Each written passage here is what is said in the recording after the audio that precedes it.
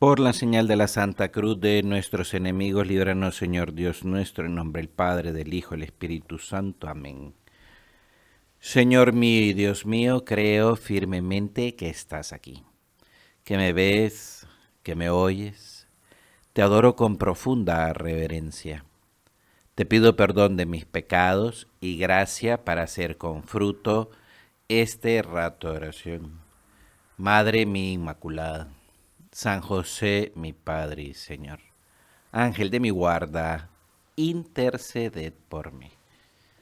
Vigilar para acertar, para acertar. Una llamada a estar vigilantes es lo que vamos a encontrar en el Evangelio.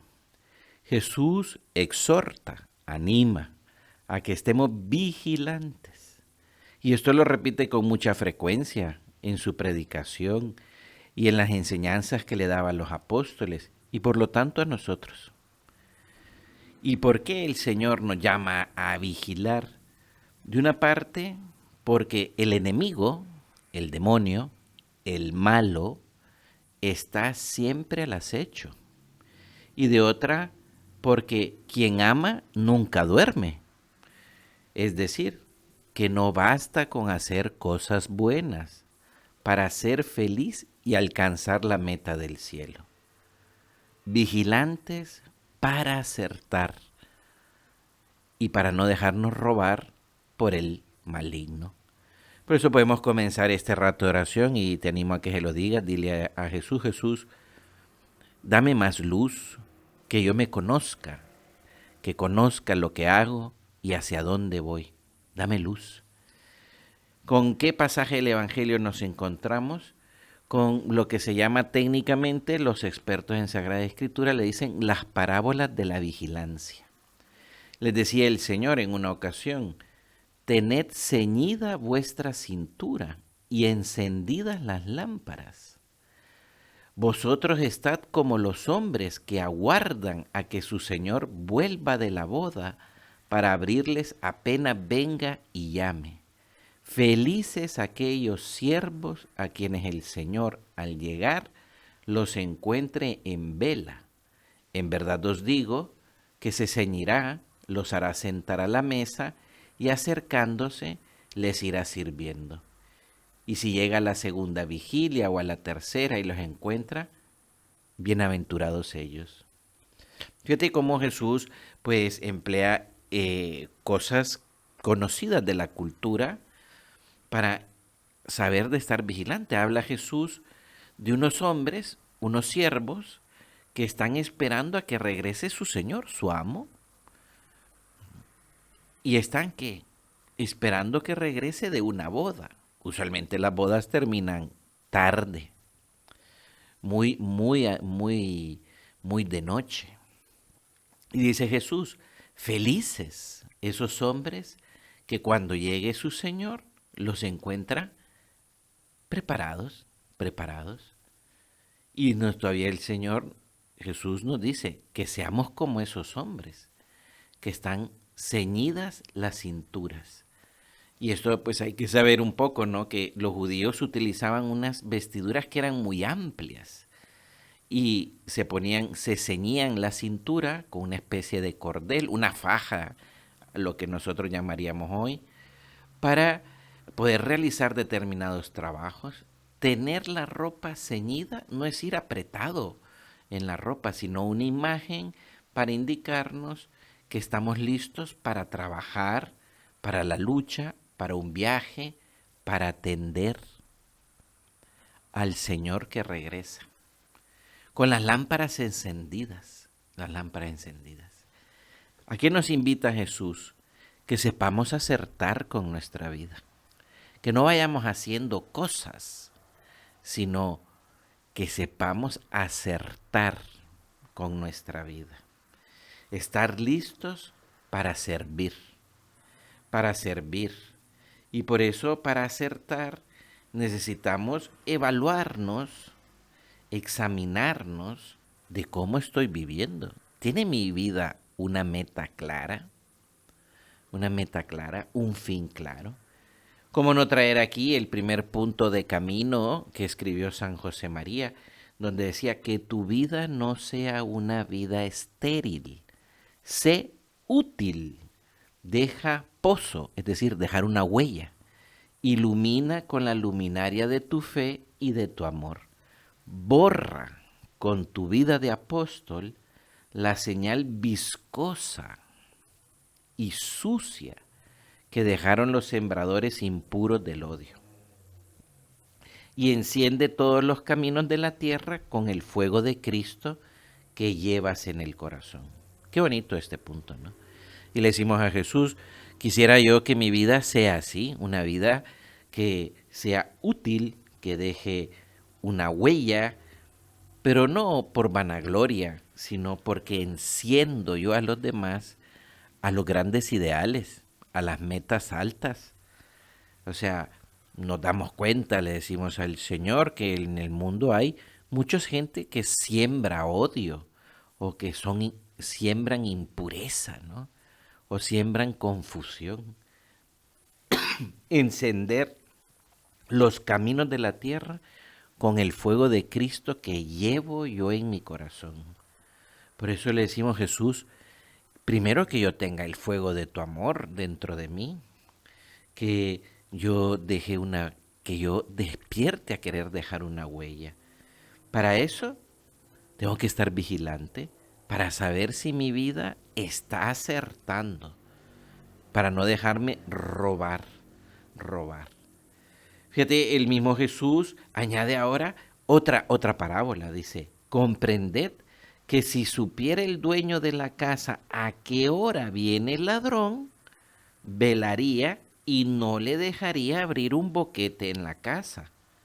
Lo mismo vosotros, estad preparados, porque a la hora que menos penséis, viene el Hijo del Hombre. ¿Qué es lo que nos está diciendo Jesús? Que es sentido común. Si un hombre que tiene una casa supiera la hora en la que va a llegar el ladrón, estaría vigilando, estaría vigilando para que aquel ladrón no se meta a la casa. Nadie diría, no, pues yo ya sé a qué hora viene el ladrón y aquí me quedo medio dormido. No, estaría velando. ¿A qué nos quiere decir Jesús? Que estemos vigilantes, que llevamos un tesoro en nuestra alma, que ese tesoro el demonio nos lo quiere robar. ¿Y cuál es ese tesoro? La dignidad que tengo. Soy hijo de Dios. Soy hijo de Dios. Ese es el gran tesoro que llevamos cada uno de nosotros. Cada vez que pecamos, cada vez que caemos en la trampa de la tentación, nos dejamos que el demonio nos robe eso, que se nos olvide que el gran tesoro que llevo yo dentro es que soy hijo de Dios, es hijo de Dios. Hay una historia que es bastante como de niños, pero que nos puede servir, ¿no? Cuenta un cuento, que en un país vivía un arqueólogo muy sabio y que sus jornadas transcurrían como monótonas, siempre la misma rutina, entre hacer unas excavaciones, encontrar algunos objetos antiguos, un hueso por aquí, un fósil por allá, hasta que un día algo le sacó de la rutina. Quiso la fortuna que encontrara en unas viejas tinajas un antiquísimo papiro, escrito en un lenguaje que él no entendía. Y entonces aquello le emocionó y se puso con calma a estudiar cómo descifrarlo. La tarea no fue fácil y el tiempo pasaba sin que encontrara una solución aparente, una solución que le convenciera. Pero no se desanimó y un día comprendió 3 palabras: cueva, escondido, tesoros. Y entonces a partir de ese momento, al de haber podido traducir esas 3 palabras, pues se empeñó aún más en descifrar el texto y se fue dando cuenta que eran unas indicaciones muy concretas que le llevarían a un sitio donde había una cueva. Fue un viaje largo y difícil, con abundantes obstáculos y peligros, pero los fue sorteando todos y un buen día llegó a aquella cueva y empezó a explorarla, empezó a explorarla. Y a medida que iba entrando, se iba dando cuenta que en aquel lugar no había entrado nadie en muchos siglos. Y encontró entonces otra tinaja en un momento de ese recorrido por la cueva. Y dentro de la tinaja había otro papiro. Y como ya podía traducir, encontró que decía fórmula mágica para ser inmensamente rico. Y aquel hombre dijo, no es esto el tesoro, no es este el gran tesoro. Y siguió entonces recorriendo aquella cueva por varios pasadizos, lugares estrechos, y encontró otra caverna interior. Y ahí en esa caverna interior había otra tinaja. Y había un papiro ahí también. Y leyó fórmula mágica para ser sabio. Y él mismo decía, no es esto, probablemente no es esto.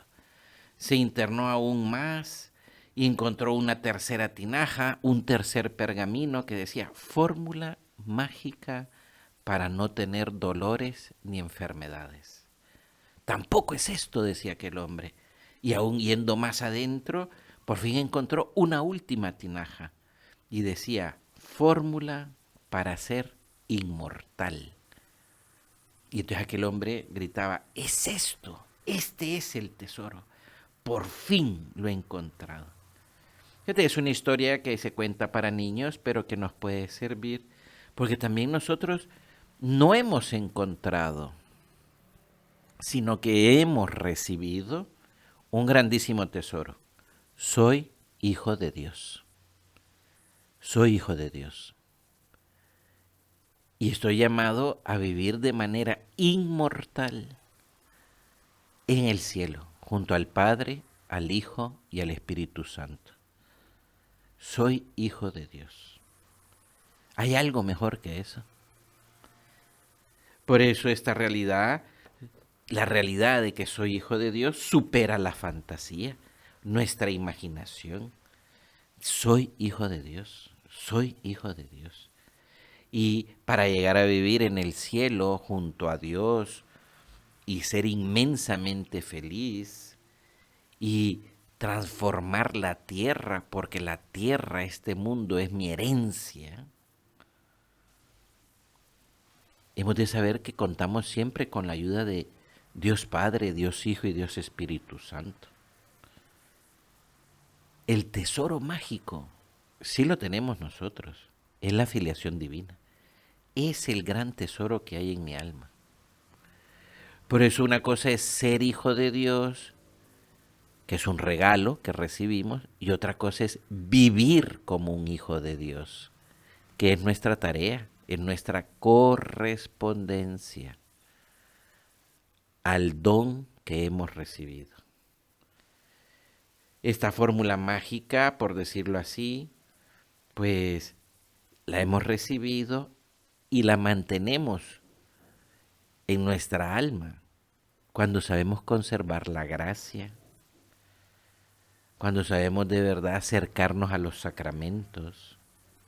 Está siempre al alcance de nuestra mano el perdón de Dios en la confesión, pero también está al alcance de nuestra mano y de nuestra boca el pan de los ángeles, el pan de los hijos, la Eucaristía, la Eucaristía. Eso es valiosísimo. Por eso le decimos, dile al Señor, Señor, dame fe para entender el gran tesoro que he recibido y los tesoros inmensos del perdón y del cuerpo de Cristo que tengo al alcance de mi mano. Soy hijo de Dios, soy hijo de Dios. Por eso se entiende que Jesús nos invita a estar vigilantes, a continuamente saber si estamos acertando en el modo en el que vivimos. A veces podemos vivir como que hemos perdido la memoria, que no sabemos hacia dónde vamos. Pareciera que, pues no, que hacemos cosas, tal, pero ¿a dónde voy realmente? Para eso hay que vigilar, para no dejarnos robar por el demonio ni robar por las vanidades o las preocupaciones inútiles de lo que es verdaderamente valioso en nuestra vida. Pero es una manifestación concreta de esa vigilancia a la que Jesús nos invita, es el examen de conciencia. Aprender a examinarnos. Cuando uno habla de examen de conciencia, lo primero que uno se le puede venir a la cabeza es ese examen de conciencia que uno hace antes de irse a confesar. Sí, muy bien. Pero nos referimos al examen de conciencia, ese parón diario, justo antes de irnos a dormir, que San José María aconsejaba que no durara más de 3 minutos, pero un examen de conciencia donde en la presencia de Dios, con la ayuda del Espíritu Santo, vemos si nuestra vida está acertando. Por eso se necesita humildad para aceptar que tenemos que vigilar y que todos podemos rectificar, que no nos sale todo bien y que hay algunas cosas que es importante rectificar. Decía el Papa Francisco, una vigilancia que nos impulse a llevar una vida rica de obras buenas, rica de obras buenas. Por eso el examen de conciencia se puede hacer de muchas maneras. Hay personas que antes de dormirse se preguntan qué he hecho mal hoy y qué cosas tengo que pedir perdón, qué he hecho bien y le doy gracias a Dios, qué puedo hacer mejor mañana, etcétera. Pero más que dar un método de cómo examinarnos, pues pidámosle a Jesús que sobre todo tengamos la disposición para examinarnos. ¿Y cuál es la primera disposición que hemos de tener? Humildad, humildad, humildad. Sabemos muy bien que todos nos podemos llenar de soberbia o agrandarnos y que todos tenemos amor propio. Y el amor propio echa por tierra, desbarata cualquier lucha que hayamos tenido positiva, porque nos centra en el yo.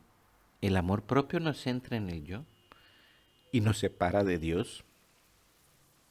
Por eso una cosa muy buena es aprender a desconfiar de nosotros mismos, no en un tema de autoestima, sino a qué me refiero, que a veces todos nos creemos más buenos de lo que realmente somos.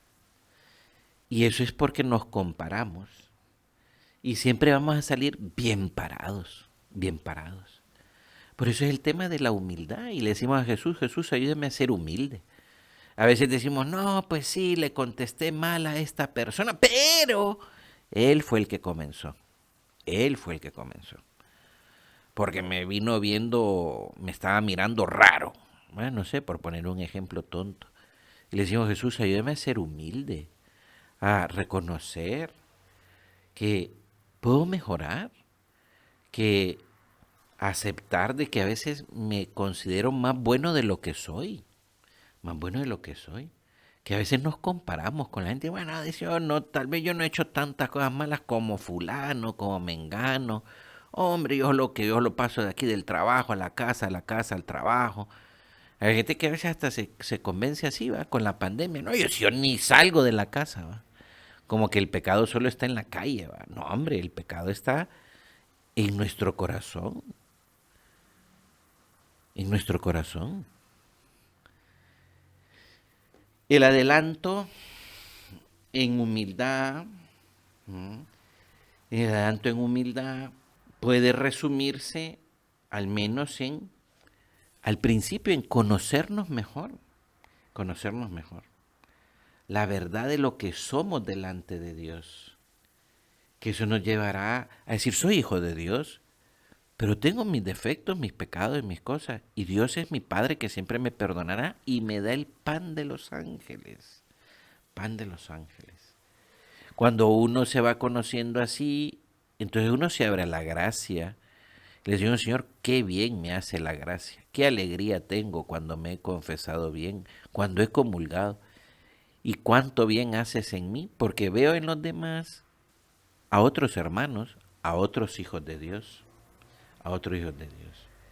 Por eso el examen de conciencia que decíamos que es una manera práctica de vigilar, pues lo hemos de sabernos examinar en cosas pequeñas, valorando mucho lo pequeño.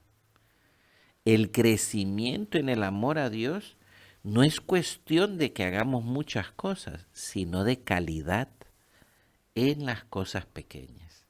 Fíjate, esta imagen que estás viendo aquí desde hace rato, que no le hemos explicado, hoy en día se habla de la nanotecnología, es decir, tecnología en cosas muy pequeñitas.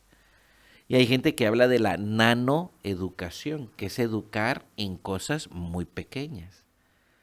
Pues nuestro examen de conciencia tiene que ir ahí. Y eso no nos va a volver escrupulosos, nos va a volver detallistas en valorar las cosas pequeñas, descubrir qué es lo que puedo rectificar, lo que puedo dar gracias. Un examen de conciencia que capte los detalles. A veces son detalles muy pequeños y para eso se necesita humildad, porque no uno, pues con una gran facilidad lo descarta. Uno dice, no, pues sí, oye, yo cuando me saludo a este pariente mío, pues no le sonreí, pero es que como tenía dolor de cabeza, nano educación, nano examen en cosas pequeñas, decir, Señor, perdón porque no supe pedirte ayuda para sonreírle a este familiar, porque no cuidé este detalle en el trabajo, porque me faltó este pequeño acto de servicio que pude haber hecho en casa, porque no ordené la habitación y dejé ahí medio tirado una cosa. Claro, porque no fui puntual para hacer aquel rato de oración. No sé, cosas pequeñas, ¿no? Cosas pequeñas. Más que poner muchos detalles, es animarte a que tengas esta disposición y de pedirle a Jesús esa humildad. Porque una vez uno dice, bueno, no es para tanto que no le sonreí. No es para tanto que esa respuesta, pues no, ni cuenta se dio que era una respuesta un poco agria, ¿no? No, sí, pero yo sí le doy importancia porque quiero crecer, quiero estar vigilante. En las cosas pequeñas es donde nos roba el demonio y nuestra soberbia el gran tesoro de los hijos de Dios. Fíjate, en estos últimos minutos de este rato de oración, pues consideremos unos puntos que San José María escribió en camino acerca de las cosas pequeñas, que cuando uno los va oyendo y los ve y los reflexiona y los reza sobre todo, uno se da cuenta de que ahí es donde tengo que acertar, ahí es lo que le tengo que apuntar.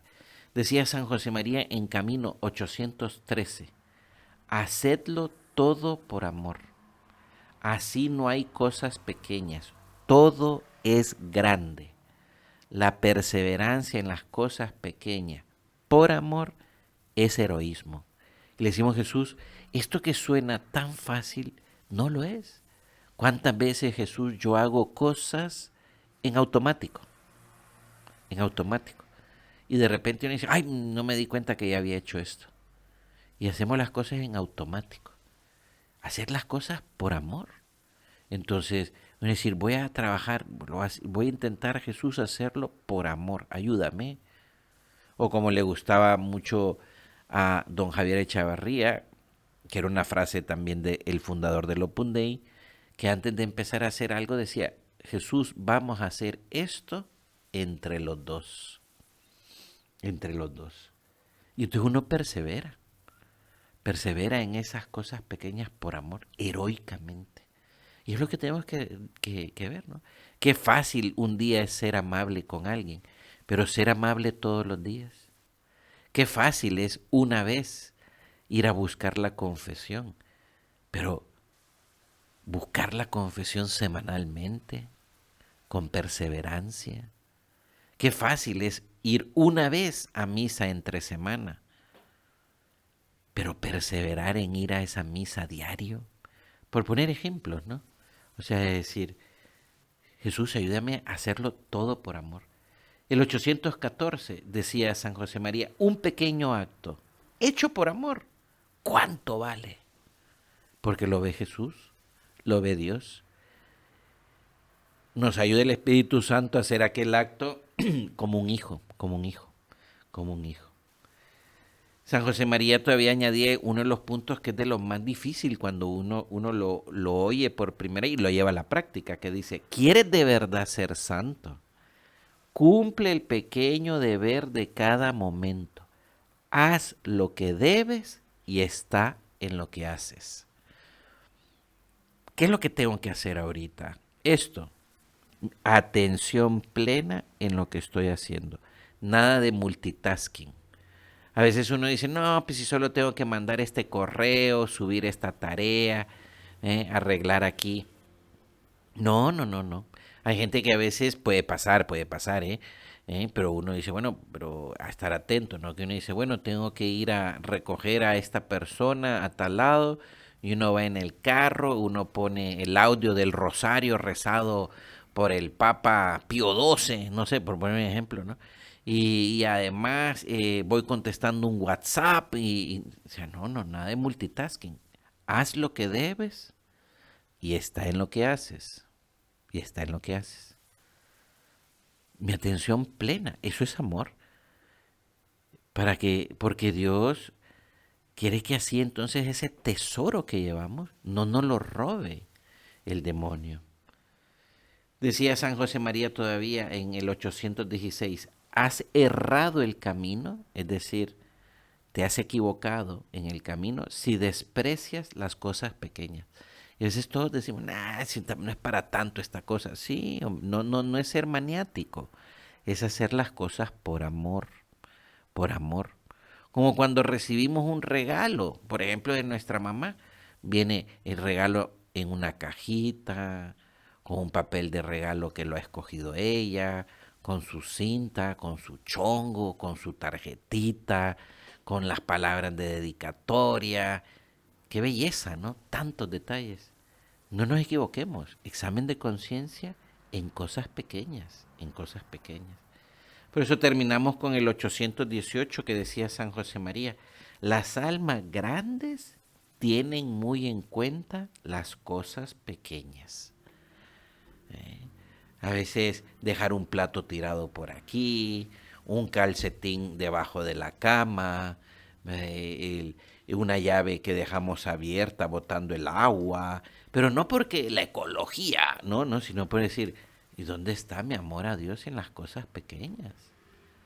En las cosas pequeñas. El llamar a este amigo, preguntarle cómo vas, qué tal con el COVID, no sé, o sea, mil pequeñas cosas. Es decir, las almas grandes tienen muy en cuenta las cosas pequeñas. Si estamos vigilantes en nuestro examen de conciencia, 3 minutos, como decía San José María, acudiremos con más facilidad a la confesión. ¿Cuántas veces uno escucha a la gente que dice, y tal vez nosotros no, que no sé de qué confesarme? Es que ya ni a la calle salgo, ya ni a fiestas voy. Es decir, bueno, ¿qué me pasa? Decir, no, no. O sea, tener en cuenta las cosas pequeñas. Vigilar, vigilar. Vale la pena vigilar. El Papa Francisco decía, Jesús está presente cada día, llama a la puerta de nuestro corazón y será bienaventurado quien le abra, porque tendrá una gran recompensa. Es más, el Señor mismo se hará siervo de sus siervos. Es una bonita recompensa. En el gran banquete de su reino pasará Él mismo a servirles.